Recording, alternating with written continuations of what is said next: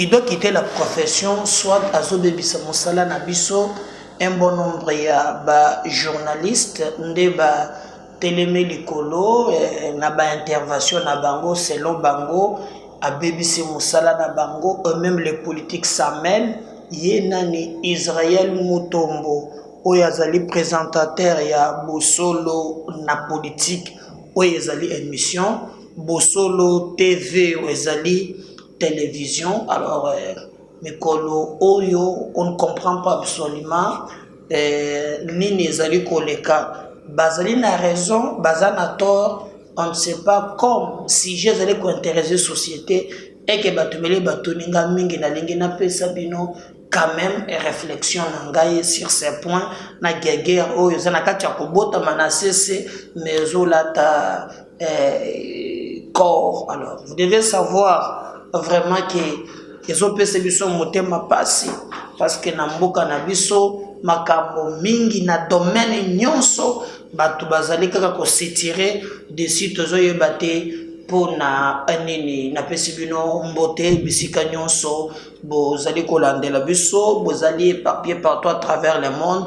bozali ko continuer kolanda biso, bozali ko sala biso confiance, bozali ko partager ba mission na biso mikolo nyonso oya biso ya tongo tongo bazanga kate bazali mikolo nyonso na pesi bino mbote na remercier bino pe na lobi continuer toujours na ela wana na ko partager ba émission na ko liker tout peut commenter. Merci beaucoup. Ezali na ndeko nanga moko auti Paris a commis à azali cordon il y a structure moko à lobby le cordon bleu on joue le bleu. Alors auti Paris azana Kinshasa à lobby président Meda qui plaît qu'il neige tozo monana soyez le bienvenu à Kinshasa. Lobby qui mon ami surtout comme on a tout comme na pesi bande nyonso balanda kabiso partout à travers le monde mais bazana Kinshasa soit que bozali.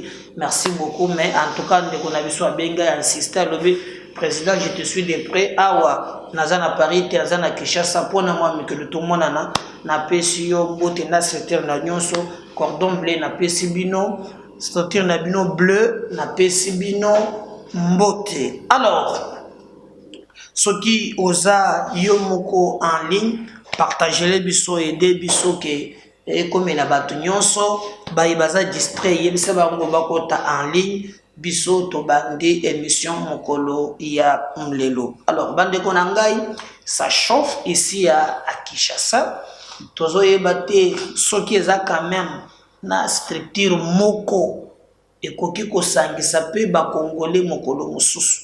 Nyonso ya ba congolais eza be kaka kobongisana eza kaka ba problème.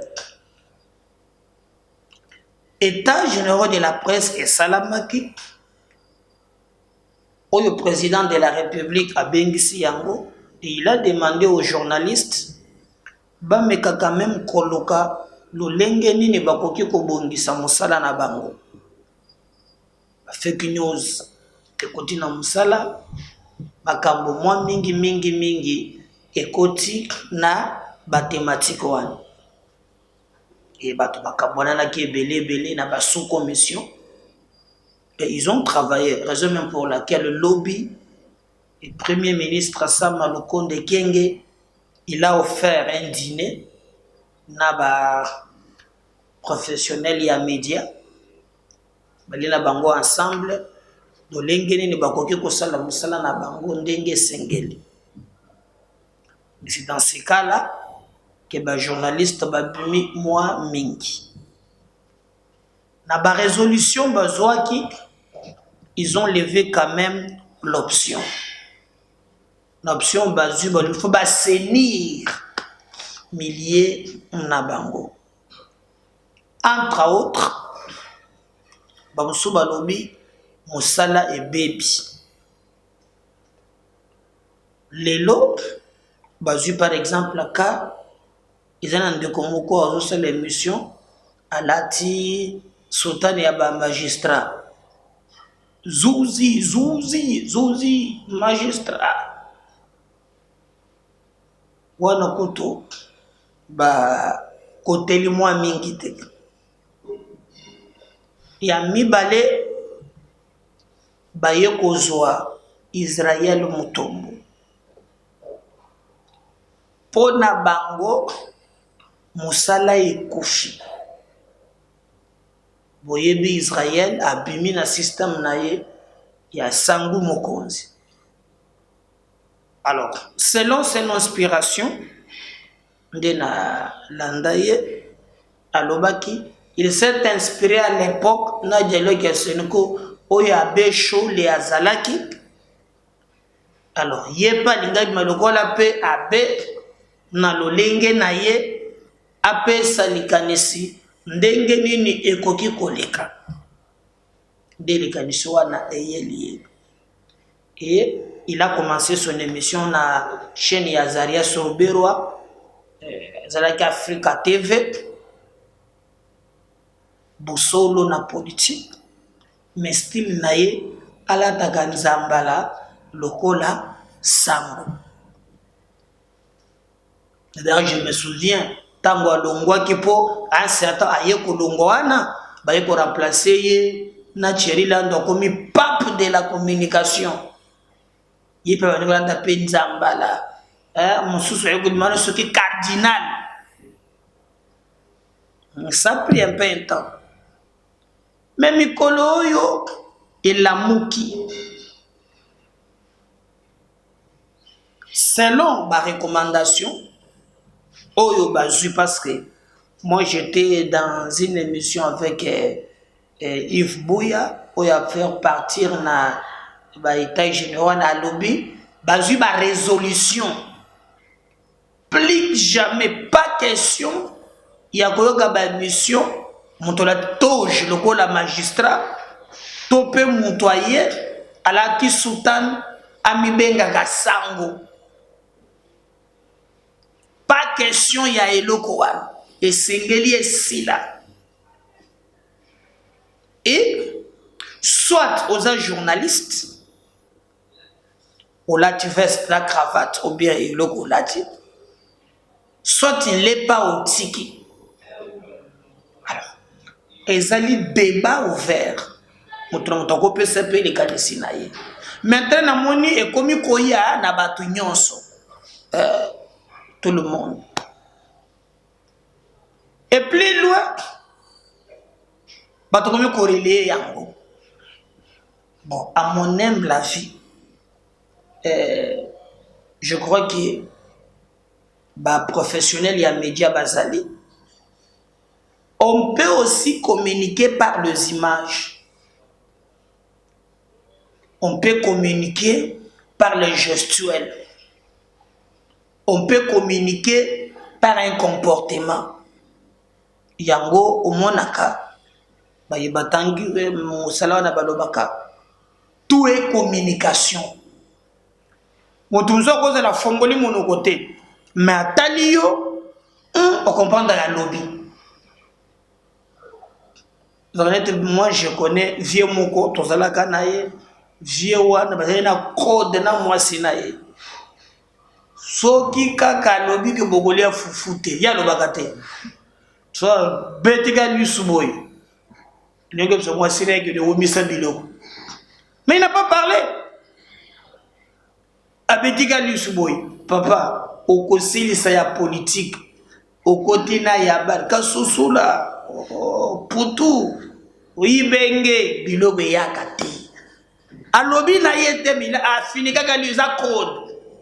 Donc on communique sans pour ne pas parler. C'est pourquoi ba communicologue ba yebi makambo. On peut communiquer par l'accoutrement. On peut communiquer dans gestuel. C'est aussi force de communiquer. Vous voyez? Alors, Israël peut-être a pris mot douane.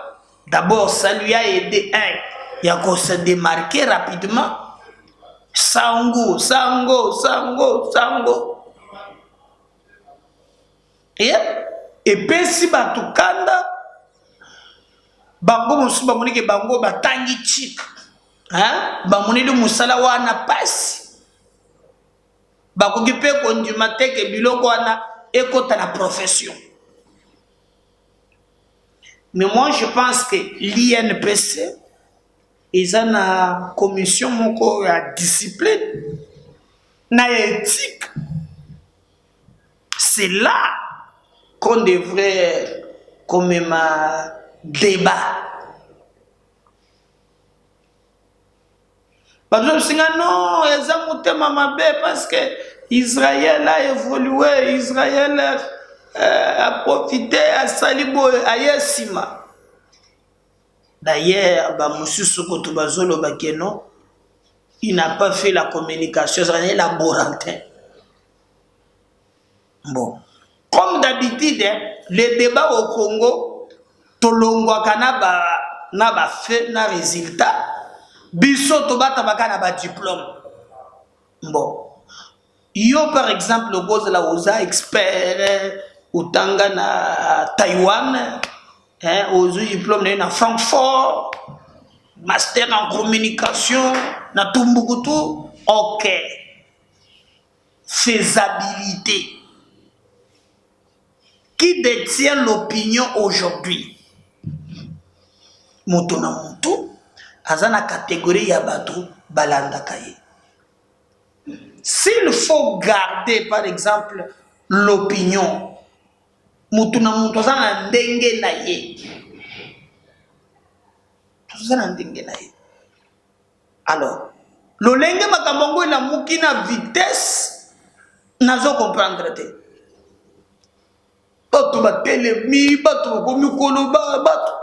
Mais le problème est à quel niveau? Je pense que Moko na Moko n'a pas la responsabilité. Moi, je ne peux jamais m'opposer à Bato. Ce qui me dit que non, l'olenge bazo sala musala et ma corporation. Mais il y a aussi une façon, il y a aussi là, où les autres disent que non, on ne vise personne, mais en réalité, aux hommes qui batolingi babongisa musala. Mais inquiétude nanga ye kobima, makambo ye juste tango Israël a pris si position. Si vous regardez,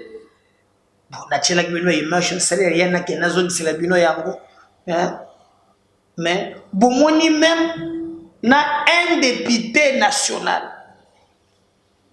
oya bosani musala na ye, il est venu s'y l'attaquer directement et dire même que non, Azali escroc. Je crois que Israël Azali escroc. C'est très très grave. Il a même dit, lui qui est député, que non, à kokende ko funda ye. C'est comme ça que les journalistes ba milinga simana ye po bakende ko funda ye. Donc, ba funda ye po nani alobi alataka nzambara na biloko ya rouge bla bla comme neige comme azoko sakabato pe azalaga moto ya Branham. Ce qui est vrai c'est ça. Ata zola ta sango Israël ezali ela telenaye meye azali moto ya Branham asambelaka epa pasteur Baruti. D'ailleurs bato bakendaka na bureau de komona keno atie ba photo ya frère Branham eza na mir na ye. Même à terre moko bo mona beta kana mabina moko boye uya boujaka loko la gauche na ya droite bino moko boye. Mais asambelaka kuna. Alors ça fois lobby azokosa il y a mi balé, je crois que même Yves Bouya passé peli nango te lobby comment oko olongwe kuna na kisango ozui maman moko. Si vous regardez tango Israël azate maman na biso moko bazo benga ye mamelo amikangi pe lokola ba maser asanza o azana bana 5 mamelo abota kate. Bon, mamelo pe bota te yo so yo fana tous les mamelo. Toi après la pege ba bébé za kapé na bana. Moi je peux pas confirmer pour baka monsieur Lokota. Bota par exemple boko batiaka na réseau ya monseigneur Chole. na limité ezalaka ya solo eza biloko lokuta. Moi je sais pas mais namona ka batiaka na bana mais bakozo bana ya ndeko na ye tout ça mais les gens n'abusent. Alors c'est devenu maintenant les kambomoko pour monake même un député national a mobilisé les journalistes bakende ko funda ye selon lui azobebisela bango musala.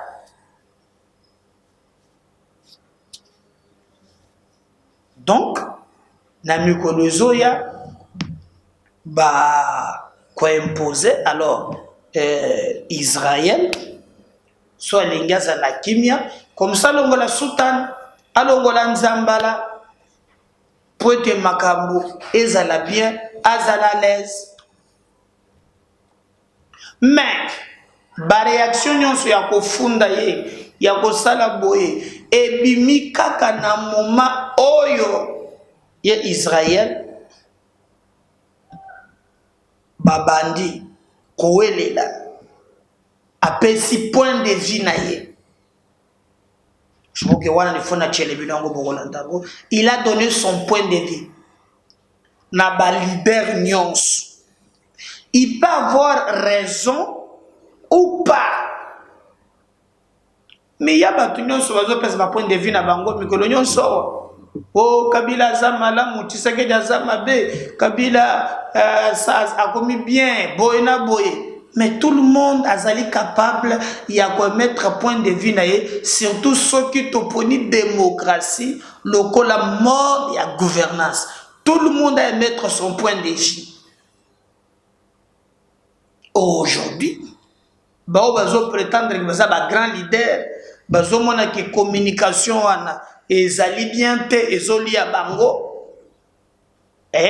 Balamuki esengeli bakende kofunda ye na INPC, esengela longola ba sultan, esengela longola ba mamelo, esengeli peut-être que bakoki kozala na makambo na bango. Moi, je vais vérifier qu'est-ce que makambo ya mongo ya bapa sango elobi eske elobi ke muntagola ta sultanité muntagola tezana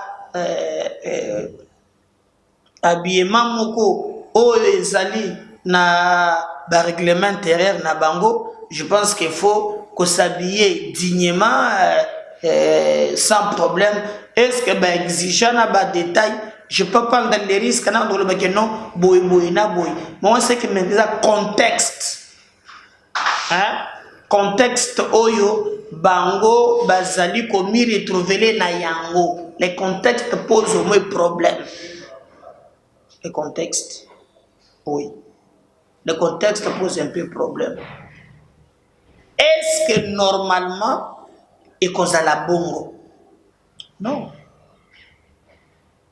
Non. Je vous dis non. Donc hier, à lobby, Fayoulou, malgré makambu nyonso azoloba, akosala na ye rien. À lobby na ye, oh, parce que Fayoulou azeko la Tshisekedi.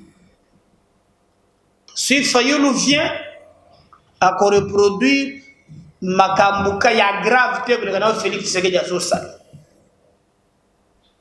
Aye koloba Katumbi kabiliste. Oh Katumbi aya chairman Katumbi aya kosala ndenge wana. Bemba lobi azala ndambu ya papa na ye mubutiste kabiliste. Akoreprendre muziki. Selon réflexion Israël à lobby, ce qui topesi ba bazo chape makelele oyo. Lisusu confiance. Si faut ça le paie 10 ans, chanombre na bango, beta josa na yango, donc okotaye na yo kongo bongité. Ça c'est son point de vue. Et il a dit, il nous faut une nouvelle génération.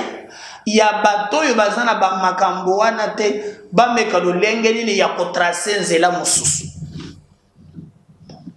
Eza matière à réflexion. Mais kobandana ko fing ndele ko mususu kobanda même na ko fing escroc ebo ina boye yo ke réflexion ya muntu bon entre yo na Israël so batani na cause d'escroc ceux qui batali yo na Israël na cause d'escroc. Alors si quelqu'un réussit dans son domaine, il y a toujours une façon ya kokende ko approcher ndeko avec amour. Ah, ndeko na likambo tete eza boye boye na boye, sans que y banana média, sans que tout se règle compte. Vous voyez, moi je pense que il faut likambo et ça l'a bien.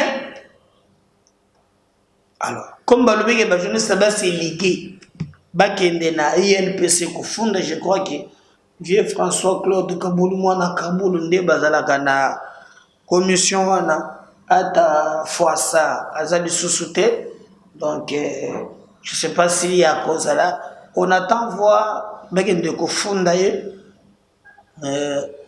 ce qui pona likambo nini et biso tokozala wana pona koyebisa bino vérité. Mais de notre bino, à notre avis, les problèmes et ils allaient vraiment se sentir lésés, se sentir que non, makambo ils allaient quitter côté, ils allaient malamoter et ils allaient passer un amour. Et nous allons faire un effort de vous dire la vérité, rien que la vérité, parce que MKB officiels, ils allaient chaîne nabino, MKB officiels, ils allaient vraiment oyo biso tozo senga toyebisa bino ya sol. Mais est-ce que Israël, admettons le cas où ba imposer à l'Angola sultan akondima alata ba veste ils ont pas monsieur Moussoussou, je sais pas si maintenant quelques rares émissions peut-être na veste à salaka yango. Est-ce que olenga longola pe sultan mamelo alongola moi iloko kanga lokola mamelo wana eto mamelo sana bana 5 mamelo abutaka te mamelo abutaka te o mamelo sana bana 5 so t'allais même plus vérifier même nombre ya bana na ye.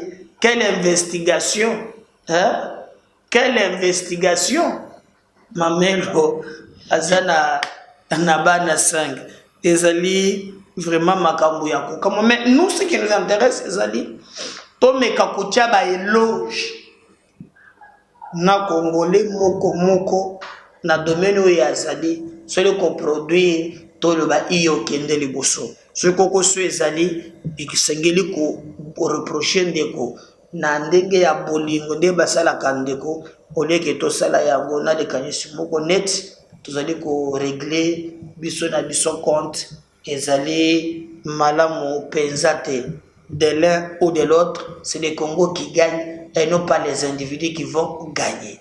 Donc moi ce qui m'intéresse c'est ezali namona au moins bande konangai qui est tous à la paix unie atana likambo moko. On n'est pas appelé à nous faire la guerre tous les jours, même là où toza quand même appelé ya kozala ensemble. Toko gagner en nous divisant du jour au jour, mais on peut gagner aussi dans l'unité. Mokona domaine naie, mokona oyazo sala. Je crois que kozala bien ki tozala mikolo nyonso ko potana mikolo nyonso ko ndongwana. Nazomona ki ce ne sont pas ni les uns ni les autres, mais les Congolais ezali ko perdre makambo et bien donc bo réussir boyebaki en tout cas ensemble nde tokozala fort. Alors les Cambodgiens qui sont INPC, attendons voir s'ils iront jusqu'au bout.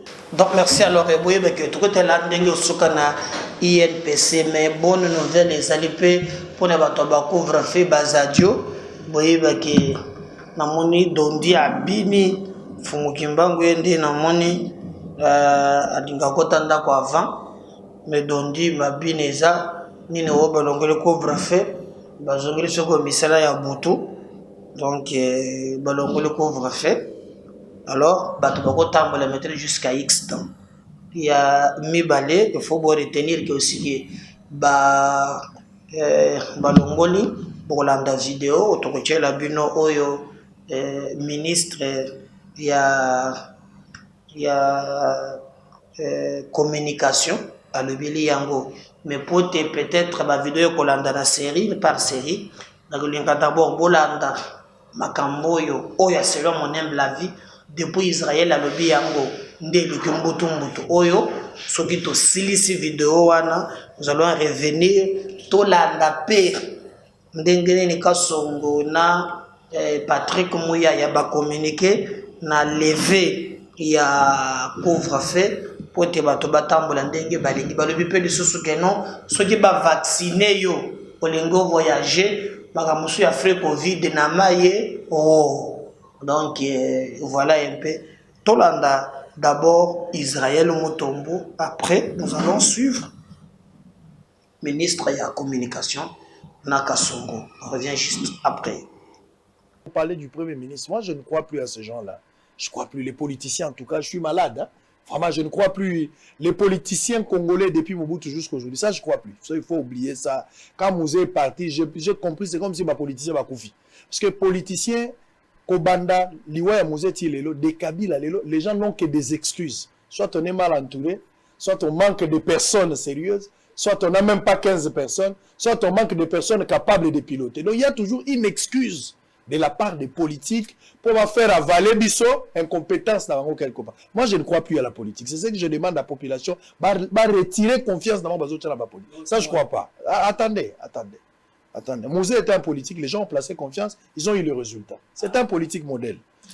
On va aller d'abord dans d'autres choses. On va parler... Voilà, je crois que Bolandi, Oana Ezali Israël, réflexion naïe. Yo peut couper cette réflexion. Hein? Parce par exemple, moi je peux le contredire dans les Kambomoko. Est-ce que ceux qui sont dans la classe sont bien dans la maïle d'Engemoko? Kaka même professeur le bosso nabino, moko zwaka 1, moko zwaka 5, moko zwaka 10. Na oya lobby, on peut se contredire ça par un argument, mais pas un insulte. Naba insulte. Désolé pour Nambo Cannabis. Alors, dans la deuxième vidéo, Bayo Sikondenge, ministre de la communication a communiqué pour Namakambu ya couvre-feu. On y va. Il s'est tenu ce lundi 14 février 2022 une réunion du comité multisectoriel de la riposte contre la Covid-19, élargie à la task force présidentielle présidée par le président de la République, chef de l'État, Félix Antoine Tshisekedi Tshilombo. Un seul point figurait à l'ordre du jour, à savoir l'évaluation de la situation de la pandémie en Covid-19 en République démocratique du Congo. Suivant le rapport établi par le secrétariat technique, ainsi que les échanges qui ont eu lieu lors de la dernière réunion du comité multisectoriel de la riposte contre la Covid-19, présidé par le Premier ministre chef du gouvernement, considérant l'avis de la task force ainsi que des autres services impliqués dans la riposte, le gouvernement de la République informe la population congolaise des décisions suivantes. 1. La levée immédiate du couvre-feu sur toute l'étendue du pays, sauf pour les provinces sous état de siège. La suppression de tests Covid-19 à l'entrée du territoire national pour tout voyageur complètement vacciné. 3. La suppression des tests Covid-19 pour tout voyageur complètement vacciné à l'intérieur du pays pour les vols domestiques. Donc. Cependant, le gouvernement de la République attire l'attention sur le fait que la levée du couvre-feu ne signifie nullement la fin de la pandémie en République démocratique du Congo. Surtout, avec le risque de survenue d'une éventuelle 5e vague au regard de la saisonnalité observée après ces 2 dernières années de lutte contre cette pandémie. C'est ainsi que les gestes barrières ainsi que les autres mesures précédemment édictées restent de stricte application. Il s'agit pour rappel 1. Du port obligatoire et correct de masques dans tous les espaces publics, notamment les lieux de travail, les écoles, les lieux de culte, les commerces, les banques, les lieux de déroulement des activités sportives, les universités, les hôpitaux, les transports publics, les restaurants, les établissements d'hébergement et tous les édifices publics, etc. Il s'agit d'un... Voilà. Donc, botambola na bino, tshebola la libanda, bola na bato bazo bina, mboka bato balinga ambiance. Oh mon boké tchalobak, c'est quelle sorte de peuple. Baling. Donc lobby est ce que là on dirait bonne année. Couvre-feu, même dans les réseaux sociaux. Bon, je sais peut-être que Bakelu Misala, bon, je sais que l'investisseur Baye, il y a tout comme la dit tongo. Donc, soyez là, on a quelque ça. Soyez moyen de la caméra, la vision qui tombe. Blaïfé au de la somme, on a boutou ya lelo. Et cause à la somme. Alors, balongoli yango e cause à la. Alors, professeur, il y a université, balongoli grève na bango. Parce que,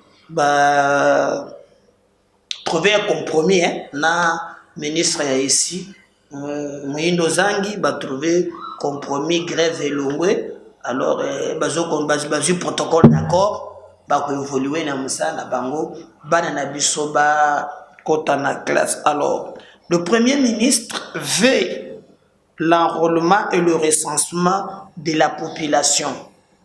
Alors, bato soit lobby et comme il y a un enrôlement et un recensement, c'est une élection. Le premier ministre avait déjà communiqué à l'époque et il avait dit même que enrôlement est causala, mais bako quitter collier enrôlement et recensement. Recensement et quand les autres continuent. Mais c'est lui à qui pour profiter peu qu'on fichier wana il y a ba élection après si au NIP pour te bakender rapidement, va former un fichier qui peut permettre à Congolais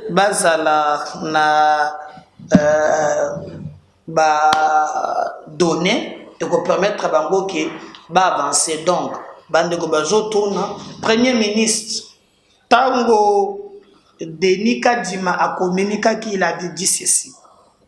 Denis Kadima Lobaki, lui, Namota Zanango. Azomon un peu très compliqué que ce qui bazui enrôlement basangisi yango na identification oyo il faut appeler ça bato carte d'identité à mon aki que ekoiko pe sa retard. Il avait souhaité selon ye ki ba meka kosala par tous les moyens bakabola yango. Le premier ministre le dit nyonso mibale il faut ekendebe nzela moko. Alors c'est ni mon technicien premier ministre à mettre venaye est-ce que vous allez respecter de bout à compte to yebite attendons voir mais le premier ministre veut cela mais cela ne veut pas aussi dire que pona yango nde ko sala keno ba mekate kolandela ba dossier non élection ekozala bakoki kolier yango te na ba élection et le premier ministre azalaki clair sur ces dossiers ezali kambo ya kozwa panique te ou bien bato mosusu ndenge bazali kosala. Alors depuis lobby batindi ba troupe ya sika bagé na Ituri ba militaire na biso bakitikuna yebele ces derniers temps boyoki mon nongo kotaki na Ituri. Alors ba faire de ces ba troupes et outi Kinshasa et kitikuna bon on a qui déjà garde républicaine bakitaki kuna donc ba troupes za ta se multiplier bakoma kuna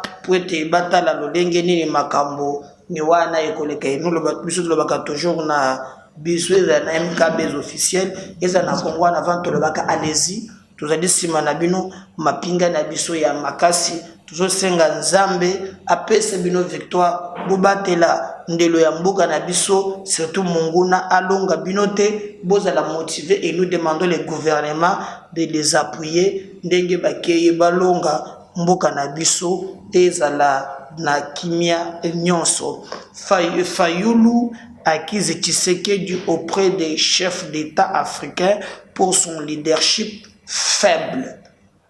Donc Martin Fayulu akamati mukano ya kofunda Félix Tshisekedi epai ya batata na ye oyo baninga na ye ya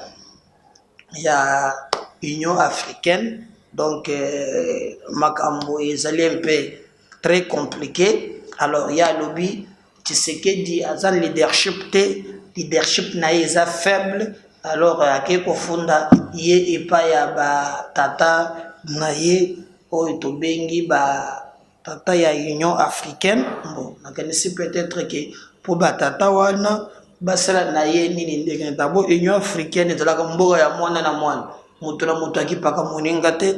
Je sais pas pourquoi Martin Fayulu akeye kofunda Félix Tshisekedi epai na bango alobi leadership na ye ezali faible. Alors bango bakolisa yango balendisa leadership wana ekoma makasi to yebe penzate. Alors attendons voir les retombées ya accusation wana baki kofunda Tshisekedi epa ba père africain. Fayulu alobi leadership eza zéro, eza très faible. Donc tout ça ba père ya Union africaine basimbe leadership bakembisa yango eya makasi po Martin Fayulu amona clair la leadership pour traiter que ezali faible.